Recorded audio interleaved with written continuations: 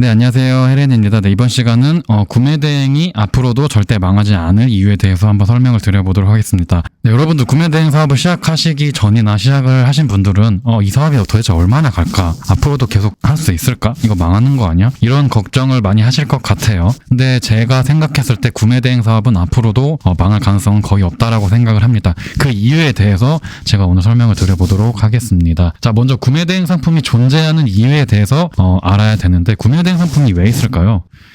첫 번째는 한국에 없어서, 이 상품이 한국에 없기 때문에 구매 대행을 사는 거고요. 두 번째는 한국보다 저렴하기 때문에 사는 경우가 있습니다. 한국보다 저렴하게 파는 경우는 초보셀러보다는 보통 좀 규모가 있는 셀러인 경우가 많기 때문에 오늘은 이 초보셀러의 기준인 한국에 없어서를 좀 더 기준으로 말씀을 드리도록 하겠습니다. 네, 한국에 있고 한국보다 비싼데 팔리는 경우도 참고로 말씀드리면 많이 있습니다. 이 판매라는 게 사실 저희 생각처럼 다 수학 계산식처럼 따다닥 팔리는 게 아니라 진짜 알 수 없이 이게 왜 팔리나 싶을 정도로 하는 물건도 많이 팔리고, 비싸게 팔아도 팔리는 경우도 많이 있습니다. 그래서 한국에 있거나 한국보다 비싼데도 팔리는 경우도 사실은 많지만, 이론적으로는 사실 구매 대행 상품이 존재하는 이유는 이 두 가지라고 알고 계시면 될 것 같습니다.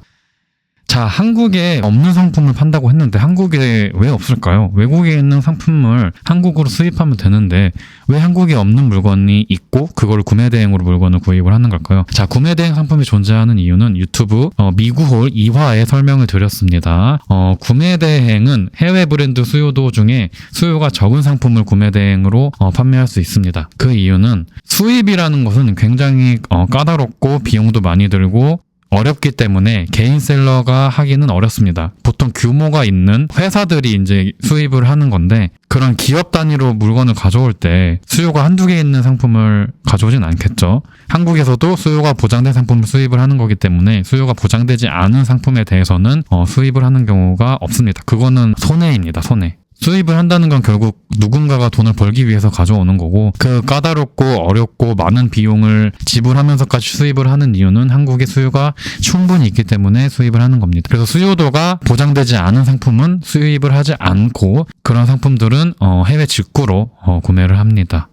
구매 대행 상품으로 직구로 한국에서 많이 팔려서 수요가 보장이 되면은 누군가가 그거를 수입을 하겠죠. 수입을 왜 할까요? 수입을 하면은 한 번에 가져오기 때문에 대량으로 할 경우에는 이제 원가가 더 낮아지고요. 한국에서 수입을 해서 판매를 하게 되면은 배송도 빠르기 때문에 훨씬 더 유리하겠죠. 그다음에 상품을 검수를 할 수도 있고 여러 가지 장점이 있습니다. 하지만 이 모든 것들은 상품이 많이 팔려야 가능한 부분입니다. 그렇기 때문에 저희 같은 개인 셀러는 상관이 거의 없다라고 보시면 됩니다. 자, 미국과 한국이 있어요. 미국에는 정말 많은 상품들이 있죠. 그 중에 정말 일부만 수입이 돼요. 나머지는 우리가 구매 대행 직구로 사야 돼요. 수요가 보장된 일부 제품만 수입을 하고요. 이거는 미국이 큰 시장이고 저희가 작은 시장이기 때문에 이런 구조가 형성이 되는 겁니다. 자, 그러면 한국 시장의 이커머스 시장 규모는 얼마나 될까요? 자, 2021년 기준 세계 전자상거래 소매 판매 점유율 순위를 보면 한국은 5위에 있습니다. 한국이 생각보다 순위가 굉장히 높죠. 이 조그만 나라에서 이 온라인 시장이 세계에서 5번째로 큰 시장이에요. 참 대한민국은 뭘 해도 참 순위가 다 상위권에 있는 것 같아요. 대단한 나라입니다. 자, 우리나라보다 위에 있는 나라를 보면 이제 중국, 미국, 영국, 일본이 우리나라보다 온라인 시장이 더 큰 거를 알 수가 있습니다. 2021년 기준이고요. 한국보다 순위가 높은 나라를 한번 살펴보세요. 무슨 특징이 있나요? 많이 보지 않았나요? 중국, 미국, 영국, 일본.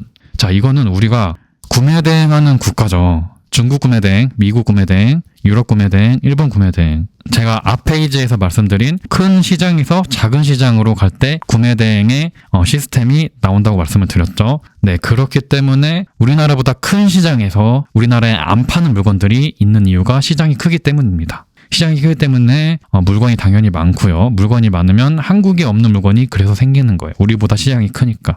그래서 한국에 없는 물건을 우리가 팔면 되는 겁니다.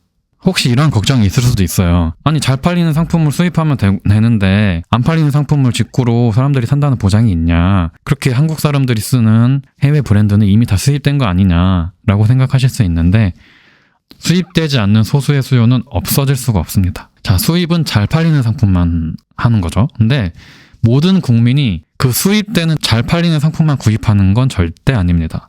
저는 따로 살면서 한국에 없는 상품 직구해본 적 없는데요? 그런 게 왜 필요하죠? 네, 그거는 본인의 생각이에요. 사업을 할 때 그 고객의 기준을 본인에게 맞추면 굉장히 위험합니다. 정말 이 세상에는 다양한 사람들이 있어요. 우리는 특히나 수요가 많을 필요도 없어요. 우리는 상품 여러 개 올리잖아요. 거기서 내가 올린 상품에서 하나만 팔려도 그거 성공이에요. 근데 하나 팔리는 상품을 도대체 누가 수입을 하겠어요? 그런 거는 무조건 구매대행 셀러가 파는 거고요. 그렇게 하나 팔리는 정도로 수요가 적은 제품도 원하는 사람이 있습니다. 대한민국 국민 5천만 명 중에 취향이 특이한 사람이 굉장히 많아요. 내가 이런 거를 사지 않는다고 해서 고객도 사지 않을 거라는 편견은 버리셔야 됩니다. 수입되지 않은 상품은 소수의 수요가 있고 이거는 앞으로도 영원히 존재합니다. 수요가 많은 제품은 수입을 하죠. 큰 규모의 사업이고 저희랑은 상관없는 일입니다. 저희는 수요가 적은 제품, 저희 같은 개인 셀러가 구매 대행으로 판매할 수 있고 이거는 앞으로도 영원히 계속 나올 겁니다. 자, 제가 말씀드린 이론이 잘 적용된 사례가 작년에 있었습니다. 여러분 11번가 아마존 서비스를 아시나요? 작년에 11번가에서 아마존 서비스를 런칭했어요. 그러니까 이게 뭐냐면 아마존 상품을 11번가 통해서 더 빠르고 배송비 안 받고 판매를 하겠다라고 이런 서비스를 나와서 이제 직구 시장에 변화가 있을 거라 생각을 했죠. 근데 사실 저는 크게 변화 없을 거라고 예상을 하고 있었습니다. 자, 그때 아마존 11번가 타고 한국 상륙 온라인 쇼핑업계 큰일 났다 이렇게 나오는데 이때 아마존 구매 대행 하는 사람들은 난리가 났죠. 야, 솔직히 11번가로 사면 훨씬 싸고 빠르고 더 좋은데 이제 아마존 직구 누가 사냐. 네, 근데 타격이 거의 제로에 가까웠습니다. 거의 제로. 진짜. 물론 이게 이 아마존 11번가가 생각보다 장사가 그렇게 잘 되지는 않았던 것 같아요. 그것도 있지만 애초에 저희랑은 상관없는 일이었어요.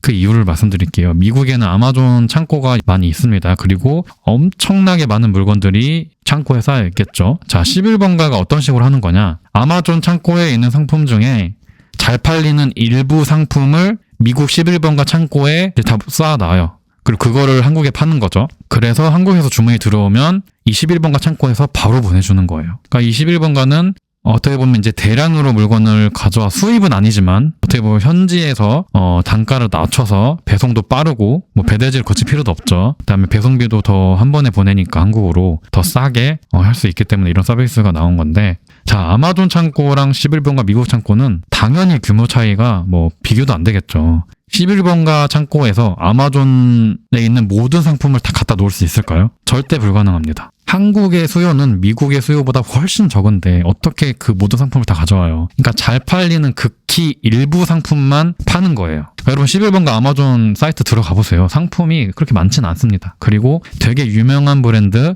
잘 팔리는 상품만 있어요. 근데 애초에 그거는 초보셀러랑 상관없는 상품이에요. 어차피 잘 팔리는 상품은 빅셀러들이 파는 거고 우리 같은 초보셀러는 수요가 적은 제품들을 여러 개 파는 게 전략으로 가야 되기 때문에 타격이 있다면 미국 빅셀러에게 있을 것 같기도 하지만 초보셀러 상품은 거의 해당이 없어요. 11번가 아마존에서 저희 같은 1인 셀러가 파는 상품을 건드리지도 않아요. 알려줘도 안 팔아요. 수요가 적어도 몇천 개는 돼야 이렇게 돈이 남는 건데 우리같이 1인 셀러가 이렇게 잔잔발리로 파는 상품들은 큰 기업에서는 건드리질 않습니다. 빅셀러와 초보셀러 시장은 애초에 달라요. 그렇기 때문에 영향이 없었던 거고요. 대기업은 돈 되는 상품만 팝니다. 왜? 그게 효율적이에요. 중소기업은 대기업이 안 파는 물건을 팔아요. 자, 가전을 예로 들어볼게요. 여러분 삼성이랑 LG가 모든 가전을 다 다루나요? 아니죠. TV, 냉장고, 세탁기 이런 크고 기술이 어렵고 단가가 비싼 제품을 만들어서 팝니다. 왜 그럴까요? 그게 돈이 되기 때문이에요. 삼성, LG에서는 소형 가전은 거의 잘 안 하죠. 왜? 그게 효율이 떨어지기 때문이에요. 소형 가전은 누가 팔죠? 대기업에서 안 하는 그런 가전들은 이제 좀 작은 기업에서 만들죠. 예를 들어서 우리나라의 신일가전 같은 기업은 삼성에서 만드는 그런 냉장고, TV 이런 거는 안 만들고 되게 작은 가전들 많이 만들죠. 음식물 처리기, 청소기 이런 작은 것들을 주로 합니다. 그거는 대기업이 안 파는 물건들이죠. 자, 삼성, LG가 그런 소형 가전을 만들 기술력이 없을까요? 기술력은 더 좋겠죠. 근데 안 해요. 지금 돈 되는 상품 팔기도 바쁜데 아무리 대기업이라고 모든 걸 다 하지는 않습니다. 자, 마찬가지예요. 빅셀러도 수요 많고 돈 되는 상품을 팔아요. 뭐 예를 들면 나이키나 아디다스처럼 정말 전 국민이 다 아는 수요가 정말 보장된 그런 상품들을 구매대행 빅셀러들이 팔고요. 돈 안 되는 거는 건드리지도 않습니다. 근데 우리는 그 돈 안 되는 상품들을 파는 거예요. 빅셀러들이 하지 않는 거. 이게 빅셀러에게 돈이 안 되는 거지 우리같이 1인 셀러들이 나 혼자 돈 벌기에는 충분합니다. 돈이 안 된다는 게 큰 돈이 안 된다는 거예요. 근데 우리는 개인 셀러죠. 솔직히 우리가 뭐 몇 억 벌 거 아니잖아요. 몇 천만 원, 몇 백만 원 벌기에는 전혀 문제가 없다. 자, 구매대행 수요도를 봤을 때 우리는 이 구간을 노려야 되고 초보셀러가 먹을 것이 없어지는 날은 오지 않을 거예요. 자, 구매대행이 없어지려면 어떻게 해야 만약에 없어질까요? 자, 구매대행이 없어지려면 미국 시장에, 미국뿐만 아니라 아까 말씀드린 뭐 중국, 일본, 유럽이겠죠. 거기에 있는 모든 상품이 한국에 있다. 그러면 구매대행 할 필요가 없어지겠죠. 그 방법은 두 가지가 있어요. 첫 번째는 모든 상품을 수입해요. 그럼 한국에 모든 상품이 있겠죠. 두 번째는 한국 시장이 미국 시장보다 커져요. 그러면 한국 시장이 미국 시장보다 커지면 미국에 있는 상품들이 한국에 거의 다 있겠죠. 왜? 시장이 더 크니까. 근데 이 두 가지 모두 현실적으로 불가능합니다. 자, 그래도 망할 가능성이 또 없을까요? 일단은 경쟁자가 많아지면 힘들어질 수 있어요. 구매대행 사업에서 경쟁자는 앞으로도 계속 더 많아지겠죠. 근데 중요한 게 유입되는 사람이 있는 만큼 나가는 사람도 되게 많습니다. 근데 아무튼 뭐 경쟁자가 많아지면 힘들어질 수는 있겠지만 그게 이 사업이 망한다는 말이랑은 다른 말이죠. 자, 대한민국 최고의 레드오션 창업이 뭐죠? 치킨집이죠. 그렇게 따지면 이 레드오션에 새로 뛰어드는 치킨집은 다 망해야 되잖아요. 근데 대기업을 제치고도 중소 브랜드가 또 계속 생기고 생존하고 있습니다. 수요가 있는 시장은 망할 수가 없어요. 구매대행 수요는 없어질 수가 없습니다. 이 어떤 사업이든 시장이든 간에 가장 기본은 수요거든요. 수요가 있으면 어떻게든 방법이 있어요. 없어질 수 없어요. 자, 그러면 중국 구매대행도 안 망하겠네? 제가 중국 구매대행은 하지 말라고 했죠. 그렇게 따지면 중국 구매대행도 안 망하는 거 아닌가? 자, 망하지는 않겠죠. 중국 구매대행도 시장이 워낙 크니까. 근데 단점이 너무 많다 이거예요. 단순히 경쟁도가 심해서 제가 하지 말라는 게 아니에요. 경쟁도는 뭐 미국이나 유럽이나 일본도 앞으로 심해질 수 있어요. 뭐 앞으로 이제 유튜브에서 이제 이런 브랜드 소싱이 중국보다 유명해지면 경쟁도가 심해질 수도 있겠죠. 근데 경쟁도가 심해져도 이제 살아날 길은 있다고 했죠. 하지만 중국 구매대행은 단순히 경쟁도가 심해서 제가 말씀드린 건 아니에요. 제 유튜브 미국홀 1화에서 중국과 미국을 비교한 영상이 있는데 그것을 보시면 참고가 되실 것 같습니다. 핵심은 브랜드 상품이냐 중국산 노브랜드 상품이냐가 중요한 거고 이 노브랜드 상품은 초보자가 하기에는 너무 메리트가 없다. 장점이 없는 시장이다라고 생각을 합니다. 그래서 중국 구매대행도 망하진 않겠지만 하지 않는 것을 저는 추천을 드렸습니다. 제 개인적인 생각이에요. 이 시장의 원리가 이 시장 수요가 있으면 이 사업은 망하진 않는다고 했죠. 근데 수요가 있지만 외부의 규제로 망할 가능성도 있겠죠. 자, 외부의 규제. 우리를 규제하는 집단들이 있죠. 그래서 구매대행을 앞으로 못하게 하는 경우도 있을 수도 있겠죠. 근데 일단 생각을 해보시면 구매대행을 막아서 이득을 보는 대상이 있거나 혹은 구매대행 때문에 심각한 피해를 보는 대상이 있나요? 자, 일단 구매대행 셀러 아니죠. 고객 아니죠. 고객도 구매대행이 계속 있어야 필요한 걸 할 수 있죠. 자, 국가. 물건을 들여오는 수입 국가인 한국에서 과연 이걸 막을까요? 혹은 물건을 보내는 해외 국가에서 이 구매대행을 못하게 막을 일이 있을까요? 이 가장 중요한 구매대행 셀러, 고객, 한국, 해외에서 구매대행을 막을 이유는 없습니다. 모두가 이득을 보는 구조입니다. 구매대행을 원치 않는 집단이 딱 하나 있죠. 바로 특정 브랜드 기업이겠죠. 국내 판매자 혹은 국내에 있는 브랜드겠죠. 근데 그들은 힘이 없습니다. 구매대행 셀러와 고객이 이 시장을 계속 이끌 것이고 그다음에 이 국가에서도 손해보는 게 없기 때문에 구매대행을 막는 규제는 발생하지 않을 거예요. 자, 좀 더 자세히 얘기를 해볼게요. 수입 국가, 수입이 아니지만 이제 상품을 들여오는 한국에서 구매대행을 막을 가능성이 있을까요? 자, 국가는 한국은 왜 해외 직구를 허용할까요? 굳이 안 해도 뭐 나라에서 막으려면 막을 수도 있잖아요. 근데 왜 허용을 할까요? 첫 번째, 국민들이 원하니까. 국가의 역할이 뭐죠? 국민들이 잘 살게 해주는 게 국가의 역할이죠. 국민들이 해외에 있는 상품을 원하는데 굳이 막을 이유가 있나요? 두 번째, 원활한 시장 경제. 해외 직구를 막아버리면 그 상품을 사고 싶은 사람은 어쩔 수 없이 국내 상품을 살 수밖에 없죠. 그러면은 이게 시장 경제가 좀 망가질 수 있습니다. 근데 국가는 이런 시장 경제를 유지하는 걸 굉장히 중요하게 생각을 합니다. 그래서 자유롭게 경쟁을 할 수 있게 상황을 만들어주는 게 국가나 개인에게 이득이기 때문에 그런 걸 위해서도 해외 직구를 싫어하지 않아요. 세 번째는 뭐 세수 확보가 있겠죠.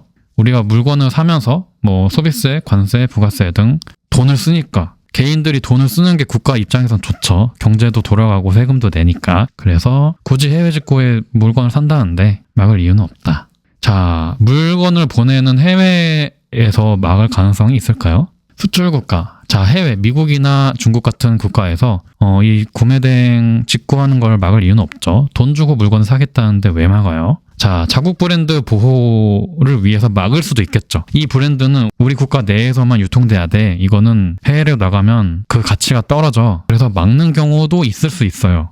근데 대부분은 그것보다는 해외에 팔아서 돈을 버는 게 이득이죠. 국가의 규제 변동 리스크에 대해서 얘기를 해볼게요. 변동 리스크가 앞으로도 없을 수는 없어요. 우리가 그 해외 국가에서 구매 대행을 아예 막지는 않겠지만 뭔가 우리에게 좋지 않은 상황이 올 수는 있습니다. 근데 그런 리스크는 당연히 있을 수밖에 없어요. 우리가 해외랑 관련된 사업을 하는 거기 때문에 해외 영향을 당연히 많이 받을 수 있는데 올해 가장 큰 변동 리스크는 미국은 달러 폭등, 중국은 도시 봉쇄였죠. 그 달러 폭등은 그래도 생각보다 그렇게 영향이 크진 않아요. 우리의 마진이 조금 줄거나 상품가가 좀 오르긴 하겠지만 도시 봉쇄는 그냥 아예 사업을 못했어요. 몇 달 동안 중국 구매 대행 하시는 분들 손가락만 빨았습니다. 중국은 이런 면에서도 리스크가 굉장히 커요. 중국의 리스크가 큰 이유는 중국이기 때문입니다. 중국은 뭐 말씀 안 드려도 아시죠? 어떤 국가인지. 리스크가 굉장히 큰 국가라서 많은 기업들도 중국을 이제 떠나고 있죠. 자, 환율이든 규제든 이런 것들이 있어도 뭐 일시적으로는 안 좋아질 수 있지만 이 사업의 본질은 변하지 않아요. 앞에 말씀드린 것처럼 수요만 있다면 살아날 구멍은 계속 있을 거예요. 뭐 이게 안 되면 다른 방법 찾으면 되고 계속 다른 방법 찾으면 됩니다. 뭐 이 마켓에서 갑자기 뭐 물건을 못 팔게 한다? 그럼 다른 마켓 하면 되고 다른 마켓에서 만약에 또 물건 못 팔게 한다? 그럼 또 우리가 오픈 마켓 말고도 다른 방식으로도 물건을 팔 수가 있겠죠. 왜냐하면 해외 직구 상품을 원하는 고객은 앞으로도 계속 있을 예정이기 때문에 그렇죠. 신제품은 앞으로도 계속 출시될 겁니다. 자, 그래서 이번 시간은 해외 구매 대행이 앞으로도 망할 수 없는 이유에 대해서 이제 말씀을 드렸습니다. 이 사업이 처음부터 쉽지는 않아요. 굉장히 할 것도 많고 또 사업이란 걸 해보신 분 살면서 대부분 해보지 않았기 때문에 뭔가 스트레스 받는 요소도 많이 있는데 이 구매 대행 사업은 그래도 우리 같은 1인 개인 셀러가 비교적 쉽게 접근할 수 있는 사업이고 앞으로도 이 온라인 시장이 없어지지 않는 이상 유망한 사업이라고 생각을 합니다. 뭐 이 방법은 좀 바뀔 수 있겠죠. 미국 구매 대행이든 유럽 구매 대행이든 뭐 호주, 일본 좀 더 유리한 국가가 바뀔 수도 있고 뭐 방식이 바뀌고 뭐 관세청에서 혹은 국가에서 뭔가 제한을 걸 수도 있지만 본질적으로는 바뀌는 게 없을 것이고 아예 이 사업이 없어지는 경우는 없을 거라고 저는 생각을 합니다. 네, 그리고 마지막으로 헬렌의 미국 구매 대행 올인원 기업 수강생을 모집하고 있고요. 온라인 강의와 1:1 무제한 컨설팅을 추가 비용 없이 가입이 가능합니다. 강의 소개, 커리큘럼 후기, 맛보기는 헬렌의 네이버 카페에서 확인하실 수 있고요. 이 유튜브 이 영상 아래 댓글에 링크를 달아 놓을 테니까 거기서 확인을 하시면 될 것 같습니다. 네, 감사합니다.